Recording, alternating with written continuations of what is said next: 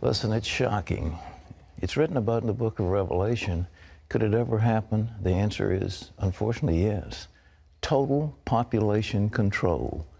Bill Binney says that's what the National Security Agency wants. He should know. He was technical director of that agency and worked there for more than 30 years. He became one of their top analysts, perhaps the best code breaker in America, before he resigns because of their domestic spying programs. He's with us now from Washington. Bill, thank you so much for being with us. We're glad to see you. Well, thanks for having me, Pat. Look, how big is this apparatus of the NSA? We hear about it, but you know firsthand. Well, I think there are about 40,000 people working at Fort Meade at NSA headquarters, close to 40,000. And then they have facilities all around the world, plus a number of contractors also associated, probably on the order of 100,000, I would think, to 200,000 that work for them directly. So it's a rather large operation. I mean, it's between $10 and $15 billion a year that they spend on it ever since 9/11. So that's, you know, quite a bit of money they're investing in it. How much data can they acquire? Is there any limit to it? Actually, the only limit is in terms of money, power, availability, and space to stack equipment to go and collect the material. Well, now you've said that the ultimate goal is total population control. In a democracy, that is really scary business. It's actually a totalitarian process that's been used down through history. I mean, that's what totalitarian dictators, states, that's what they want to do. They want to know everything about the population so they can control it. That was the idea behind the Soviet Union, the East German Stasi. That was their idea, and the Gestapo and the SS, and down through history, many others. Is our stuff more powerful than those agencies you mentioned? Yeah, unfortunately it is. That's the real problem I see, is that the capacity is, when you're looking at electronic activity of individuals, like when you use your credit card, or when you make a phone call or email anybody on the internet, or do chatter on the internet, that can be monitored in near real time if they're necessary. Otherwise, they can capture it, collect it, store it, and then retroactively analyze it. So it's something that it provides the opportunity to monitor everybody in the country, in fact, most everybody in the world, in near real time throughout the day. And that's really a 1984 on steroids, really. All right, now let's take Mrs. Joe Average living in Topeka, Kansas, and she goes to the store and buys something with a credit card. NSA's got that right then? They have electronic data. They'll collect financial transactions, sure. She calls her friend Myrtle down the street. That phone is monitored, that call? Not all of them, but a good many of them are recorded. Certainly all of the fact that she made that call is recorded and stored, and what we call graphed, that is building relationships. That's one of the real problems here. This is a violation of your First Amendment rights. Under the Constitution, you have the right to assemble, free assembly, which means that it doesn't say you have the right to free assembly as long as the government knows about it, which is what's happening when the telecommunications companies turn over all their records of phone calls to and from with duration. That tells them everybody you're contacting, your whole social network on the phone, because it's a simple matter of doing a reverse lookup to see who that is that you're calling. Oh, you quit the agency because you said what they were doing is unconstitutional. That is clearly unconstitutional, but why does the government keep on doing it? That's the reason I've been able to, at least from what I can see in the public domain, is they're doing it for law enforcement worldwide. And actually the main users of this data are in fact FBI and the Drug Enforcement Administration and other law enforcement agencies in the country. And they use this data to find criminal activity, and then they go arrest people based on this information. Then they have to do a parallel construction, which means they use normal policing techniques that they would be expected to use to find evidence that would justify and show probable cause for an arrest. Then they substitute that for the NSA data in the courts. In fact, that's one of the things that happened in challenging that process. Was one of the lawsuits was Amnesty International versus Clapper, and that made it to the Supreme Court. And the only way they got rid of that was to basically lie to the Supreme Court and say that, well, if anybody had any of this data used against them in the court of law or anything, that the defendants would be told. And that was simply a lie. Nobody has been told to date. All right. When I think of this, it's just horrible. But do they give this information to the IRS?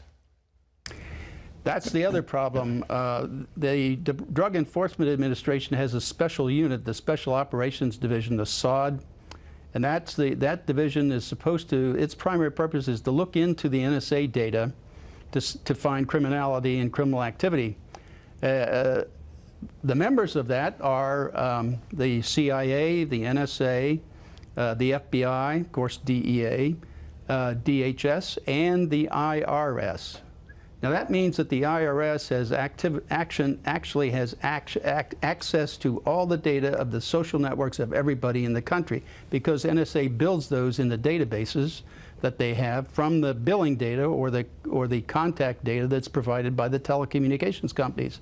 So this, in effect, allows them, if they're interested in stopping anybody getting a 501c3 application in for tax-exempt status for, say, someone in the Tea Party or the Occupy group or any religious group attempting to get 501c3 or tax-exempt status, they could look into that mapped, graphed relationships and see if you're a part of any organization that they perhaps want to stonewall or slow roll and prevent from becoming politically active. And that's what's been going on. They've had access to this data. And one person was testifying in the House and Judiciary Committee, I believe it was, about some of the questions they were being asked by the IRS. And one of the questions that was asked that gave me the idea that they were using this information was this one person was asked, what is their relationship with another person? It was a specific name. Well, the question I had was not what was their relationship, but how did the IRS know about that relationship? The only way I could think of that they would know was be through this access to the data at NSA, which is where all that information is mapped out. So what you're saying is the NSA slips this stuff to them, they read it, get a clue, and then they go through their normal procedures and act like they didn't get the information, they got it from another source, so they pull the wool over Congress. You know, the congressman, yes, go ahead. And they also use that in court, which means, in my sense, that means they're perjuring themselves in court. So I call that a planned program perjury policy run by the Department of Justice of the United States. You know, I'm horrified at all this, and I'm sure the average of America, you know, most of the congressmen they come out of neighborhoods and they're elected by the people.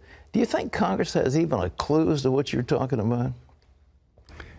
Probably not a complete clue, but I think that's part of the reason that Representatives Amos and Conyers got a coalition of members of the House to try to unfund NSA's activity last year. They almost made it by about 12 votes. They lost by 12 votes, but they came pretty close for a first try. So there is a move in Congress to limit and stop this, and it really is all of this activity. It's unconstitutional under the First, Fourth, and Fifth Amendments. The first, because they're giving your associations and everything, the government is collecting that data. The fourth, because they're looking at the content. It's not just metadata that they're collecting, it's content also. And the fifth, because they're using data that the content of data that you pass between your friends and neighbors, and use that against you in a court of law.